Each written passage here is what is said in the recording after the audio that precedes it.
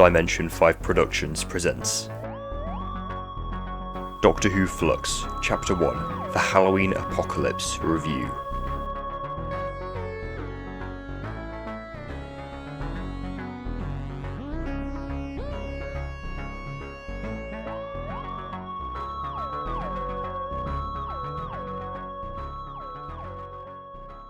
Hello everybody, my name is Charlie and welcome back to Dimension 5 Productions, a Doctor Who related YouTube channel where I love to review the great and sometimes not so great parts of Doctor Who and its spin-offs.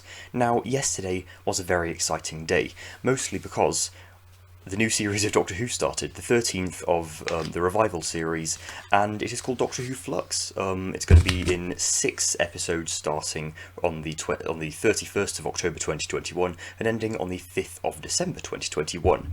So, the first episode was called The Halloween Apocalypse and is the first segment of 6 very, very interlinked stories. The entire series is serialised, not dissimilar to Classic Who, and I'm a huge fan that Doctor Who has stopped doing very episodic Monster of the Week style stories like it's still the 2000s and early 2010s, because it isn't. Television is not made that way anymore, and I'm very glad that they've made the leap to these, long overarching serialised stories. So now that that intro bit is out the way, let's get into the main review. So, before the episode began, to be completely honest, I wasn't all that excited. So, Series 11 and 12, while I did enjoy them, and I did look forward to the next episodes of them, they definitely were not the best that Doctor Who had to offer, quite frankly. The terrible marketing did not help either. The BBC have really not invested much into the marketing, or they're just not very good at marketing Doctor Who, because there has been barely any for Series 12 or 13. It's just been practically non-existent, so the only people who really know about it are the Whovians themselves, who've obviously watched it and do like it quite a lot, which leads me to my next point.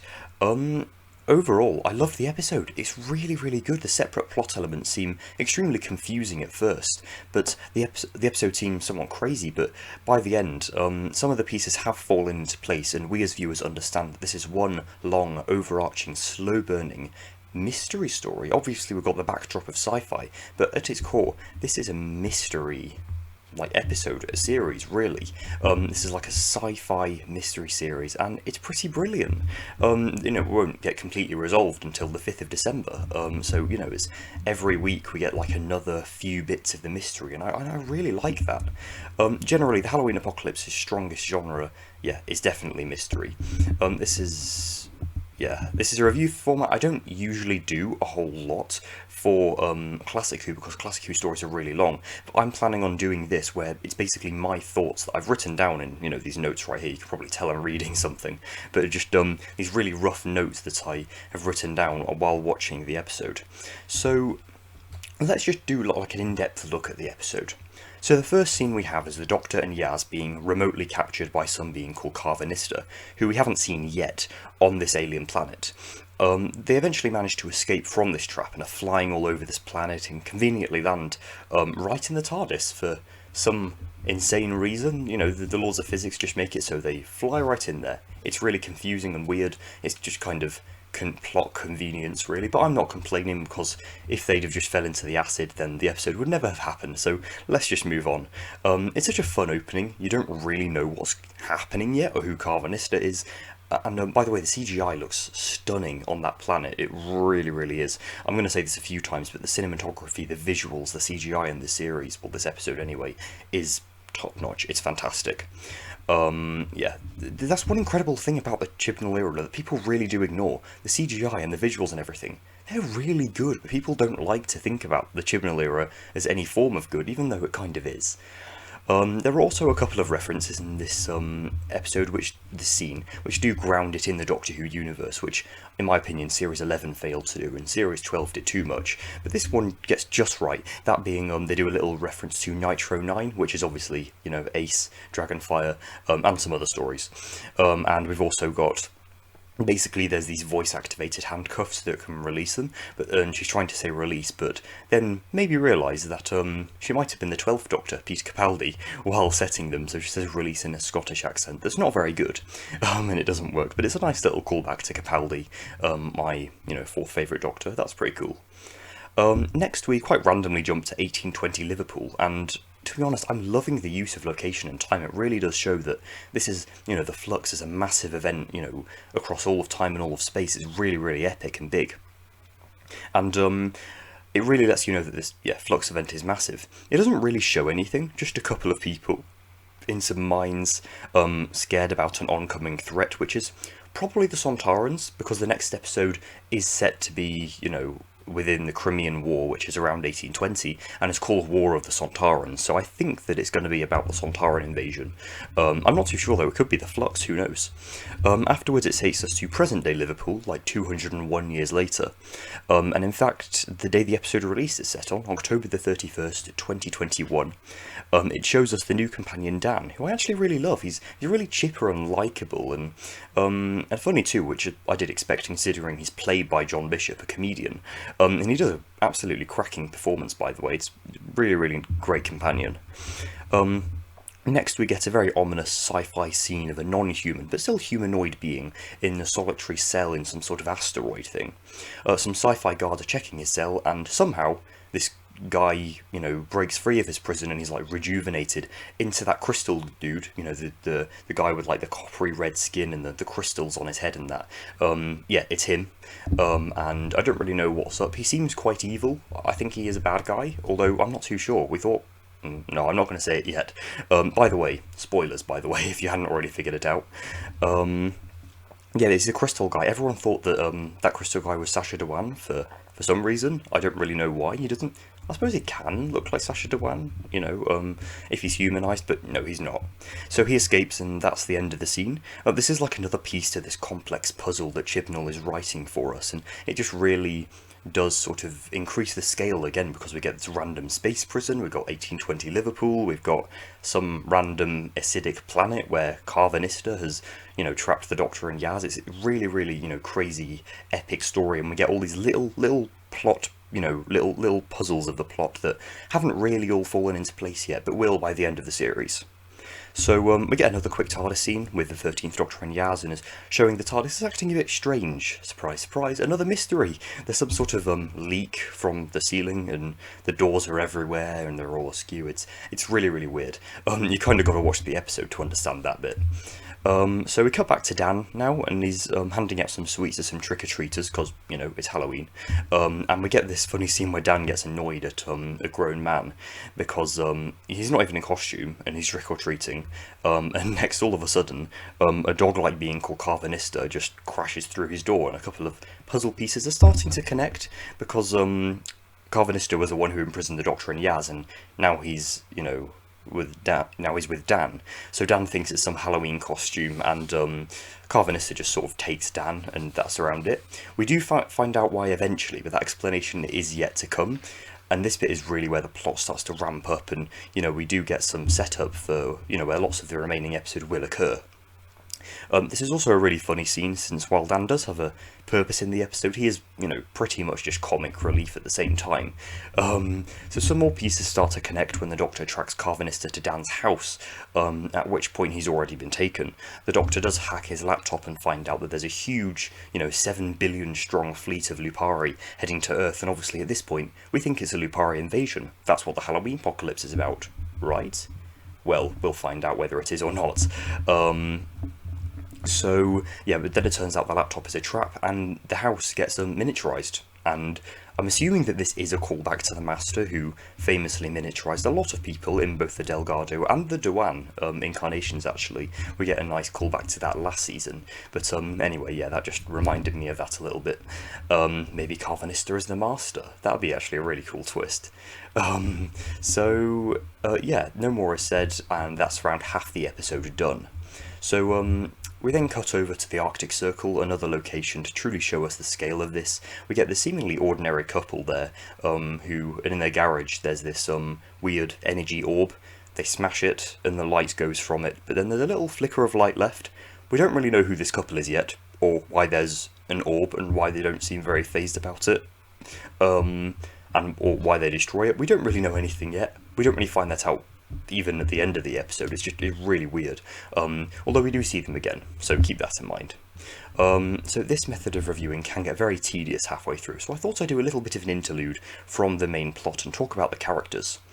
Oh my god, this is brilliant. While I did love, like, before then we had three companions. Only one was really fleshed out, and that's Graham.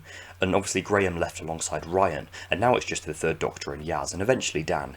Yaz feels so much more fleshed out and three-dimensional now as a character. It's brilliant.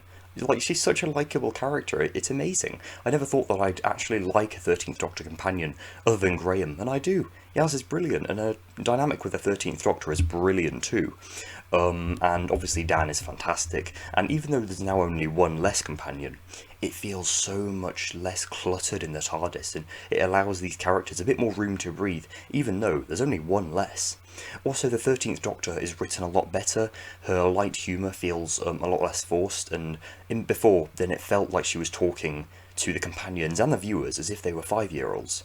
Like, we're not, and neither are the companions. You don't need to. And she's not anymore, which is really good. So, Chibnall, you're obviously not watching this, but thank you. You're writing characters better. Keep it up, please. Anyway, back to the episode. We get a little scene where the Doctor and Yaz meet this woman called Claire. As they're about to go and, explore Carvinister's ship, they get stopped by a woman called Claire, who apparently knows them.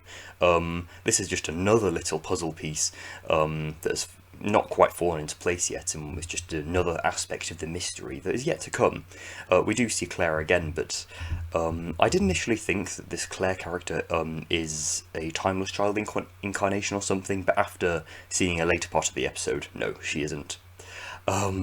So yeah, we'll get to that. The thing I love about this new series is that instead of it just being like, instead of it just being 6 plot lines, 1 hour each, it's loads of plot lines happening over the course of 6 hours, meaning these plot lines get more and more time to expand and develop, and I love that. We get all these little mysteries. We've got the 13th Doctor and Yaz, we've got Dan, we've got the Lupari invasion, maybe, I don't know. We've got the Crystal guy, we've got those people in the Arctic, we've got Claire now, and we've got some more coming later on. So, and the next part of the episode is a little TARDIS scene with the 13th Doctor and Yaz is getting very suspicious of the Doctor, because the Doctor's obviously not telling her something. Why is she chasing Carvinister? Why is she so determined to find him? We might know, but Yaz absolutely has no idea. So I do quite like, even though it may not explicitly link to the Timeless Child, it might not, you'll find out, but the fact that Yaz is being suspicious of the Doctor, regardless of whether it is Timeless Child or not, does remind viewers that the Timeless Child thing does exist, whether you like it or not, and I'm glad that Chibnall hasn't just completely abandoned that plotline quite yet. So the next scene I love, we see this Claire character from before walking home, and suddenly a weeping angel appears. I did not expect them this early in the season, but they're absolutely welcome. We just see one for now. But yeah, we see a weeping angel basically chase her, and she seems to have seen weeping angels before. She's like saying, "Don't blink," and that sort of stuff. So, I don't know, maybe she's not who she says she is. Maybe she's, encountered weeping angels before and they've sent her back a few days, weeks, months, years, who knows. But yeah, she's definitely seen them before, and this weeping angel gets her and sends her back. My main theory is that she gets sent back to 1820 Russia or England or wherever the Crimean War was, I don't know, but to the Crimean War episode, because that's the next episode with the Sontarans called War of the Sontarans. So I'm guessing it's there. It might not be, it might, who knows. We get another little plotline added in now, along the other 7 we've already seen, and we see the character teased before called Vinda, who's on this little space station thing, basically observing the universe, seeing if there's any anomalies, and he's just like, no, everything's normal, and then the Flux first appears. The Flux looks amazing, guys, in my opinion. It's fantastic. It's like, it's very hard to explain what exactly it looks like. If you've seen the episode, you know. It's, yeah, the CGI for the Flux looks amazing, and it's like devouring all these planets. It's very like world-ending and epic. It looks fantastic, honestly. And yeah, and this Vinda guy is like, oh my god, that's crazy. And then it just cuts to another part of the episode. But yeah, it's just like another little piece of the puzzle. Now we've got puzzle. We've got Vinda now as well, alongside all the other little plot lines that have been built up. We then see the crystal guy who broke free of that prison a while back in the episode, and he's now in the Arctic with that couple that I mentioned. And he basically kills the man. I thought he killed both of them, but no, the woman, turns out, is another crystal person, and he's a crystal man's sister.